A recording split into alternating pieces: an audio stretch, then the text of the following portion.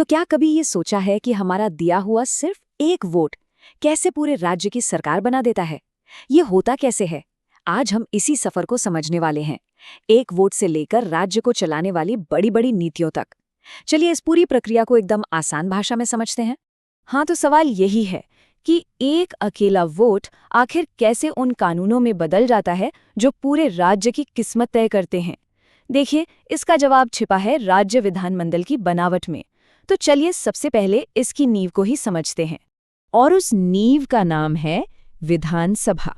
इसे जनता का सदन भी कहते हैं, और इसकी एक बहुत बड़ी वजह है, क्योंकि यहीं से राज्य के शासन की असली कहानी शुरू होती है। ये पहली और सबसे जरूरी सीढ़ी है, समझ लीजिए। देखिए, विधानसभा सीधी सीधे हम लोगों की आवाज है। इसके जो सदस्य होते हैं, जिन्हें हम सब एमएलए कहते हैं, उन्हें कौन चुनता है? हम, यानी सीधे जनता। और बस यही वजह है कि इसे किसी भी राज्य के लोकतंत्र की सबसे मजबूत बुनियाद माना जाता है। और ये सब सिर्फ कहने की बातें नहीं हैं, बाकायदा हमारे संविधान का अनुच्छेद 170 पूरी तरह से ये बताता है कि विधानसभा आखिर बनेगी कैसे और इसके नियम कायदे क्या होंगे। विधानसभा का साइज भी बड़ा दिलचस्प है। संविधान ने एक लिमिट तय कर दी है। किसी भी राज्य में 500 से ज्यादा सदस्य नहीं हो सकते और 60 से कम भी नहीं। हाँ, कुछ छोटे राज्यों को इस नियम से थोड़ी छूट जरूर मिली है, पर मोटा मोटा यही नियम है। तो ठीक है, सदस्य बन कौन सकता है? संविधान का अनुच्छेद 173 कहता है कि अगर कोई भारतीय नागरिक 25 साल का हो चुका है तो वो चुनाव लड़ सकता है। बस ये एक मुख्य शर्त है। लेकिन कहानी अभी खत्म नहीं हुई है। कुछ राज्यों में एक और सदन भी होता है, जो इस पूरी प्रक्रिया में एक और परत जोड़ देता है। इसे कहते हैं विधान परिषद। अब ये विधान परिषद जो है, ये विधानसभा से कई मानों में बिल्कुल अलग है। पहली बात तो ये कि ये हर राज्य में है ही नहीं। दूसरी बात, इसे एक स्थायी सदन माना जाता है, मतलब ये कभी भंग नहीं होता। इसके सदस्यों का कार्यकाल 6 साल का होता है। और सबसे बड़ा फर्क ये है कि इन्हें जनता सीधे नहीं चुनती। तो चलिए दोनों सदनों के बीच के मुख्य अंतरों को एक नज़र में देख लेते हैं। विधानसभा में सीधे चुनाव, कार्यकाल 5 साल का और सदस्य बनने की उम्र 25 साल।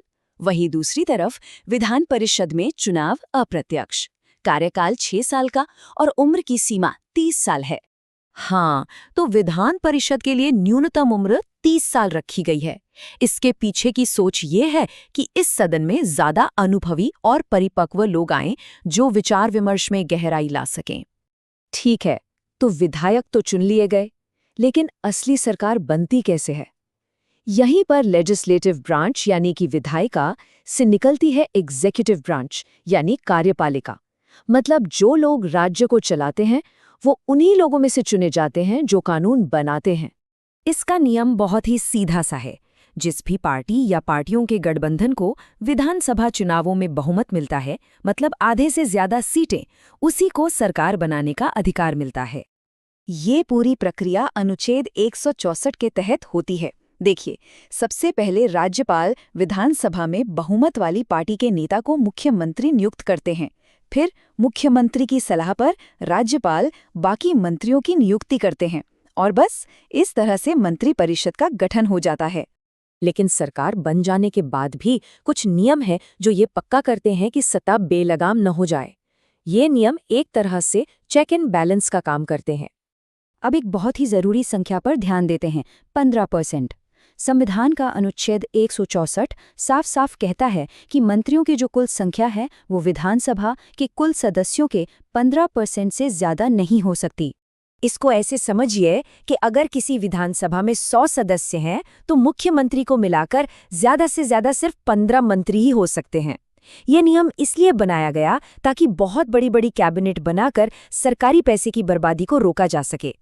और एक और बड़ा जरूरी नियम, संविधान का अनुच्छेद 164(4) कहता है कि हर मंत्री के लिए जरूरी है कि वो या तो विधानसभा का सदस्य हो या विधान परिषद का। अगर कोई ऐसा व्यक्ति मंत्री बन भी जाए जो सदस्य नहीं है, तो उसे 6 महीने के अंदर अंदर सदस्यता लेनी ही होगी, वरना मंत्री पद छोड़ना पड़ेगा। तो ये था एक वोट से सरकार बनने तक का पूरा सफर।